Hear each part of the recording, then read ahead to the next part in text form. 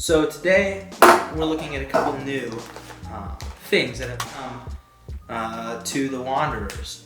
Something I myself purchased to try something new, to enhance my coffee knowledge, to make sure I could try everything the coffee experience has to offer. This right here, if you're wondering, is a Hive Roaster. It is a small stovetop roaster that is handmade out of stainless steel. And it allows you to roast small batch, consistent coffee that's specialty grade at home. It's pretty simple. So large batch roasters, aka drum roasters, work simply by putting the coffee in a large metal drum that rotates. And the drum heats up, so the metal heats up, and hot air is produced in the drum. Now, the computers allow you to control temperature and airflow and drum rotation speed with precise accuracy. But with higher volume roasting comes a natural limitation to consistency.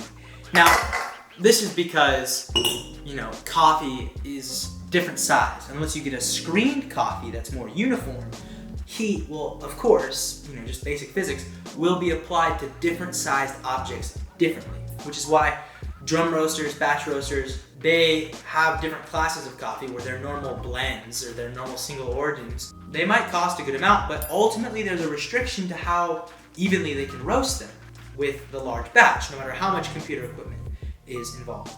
Now this is different. Now this only lets you roast about 6 ounces of coffee at a time and maintain good, even roasting. Now it's pretty simple.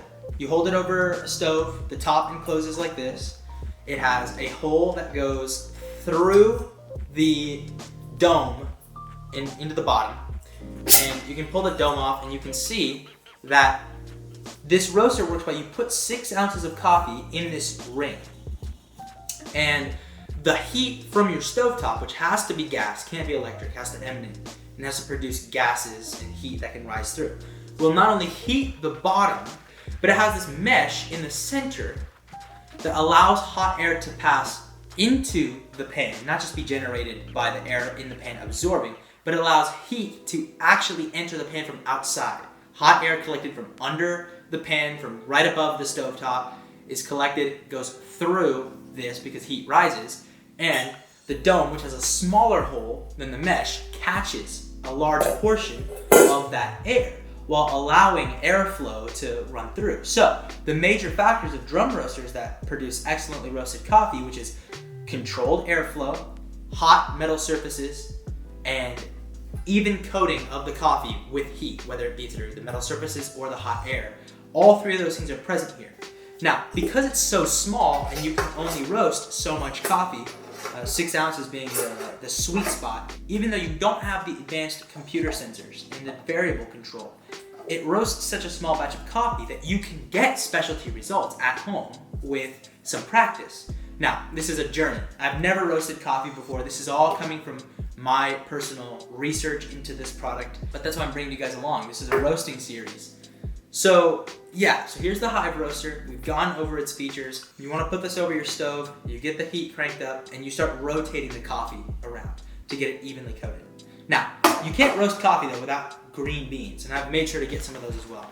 So there are a few major importers of green coffee in the US. I won't mention all of them, but after doing some research, I decided to go with Sweet Maria's to get my green coffee. Now there's a couple other ones. I know there's Royal. They're all excellent. They all import good green coffee, but this one really caught my eye.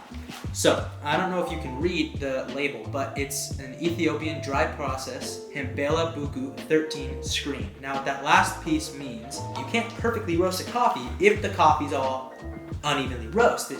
It's impossible no matter how even you are with your heat application. But when coffee is screened, it's screened for size. So that means they take like a sieve or, I know Kruve makes really good screening sieves, and they all have a certain size. Now you're never gonna get perfect uniformity. But let's say you want coffee beans that are all around 6 millimeters in diameter. You could take the sieve, which has holes in it, all equally 6 millimeter in diameter, and you will be able to take the coffee, the green coffee that's been picked, it's been dried, it's been processed.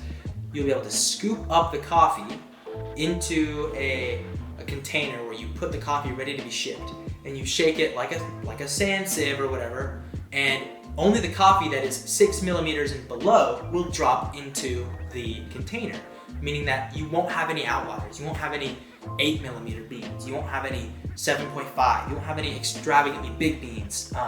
But that being said, there's a limit to screening. It just produces a lot more evenness. But this coffee here is a pea berry, and this has been extensively screened. And I know this for a couple of reasons. A, I've never seen a pea berry this small. I mean, this is some tiny, tiny little coffee.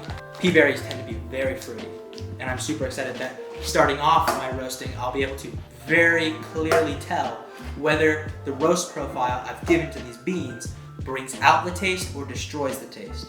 So I am excited to go on this journey with you. I'll see you next time.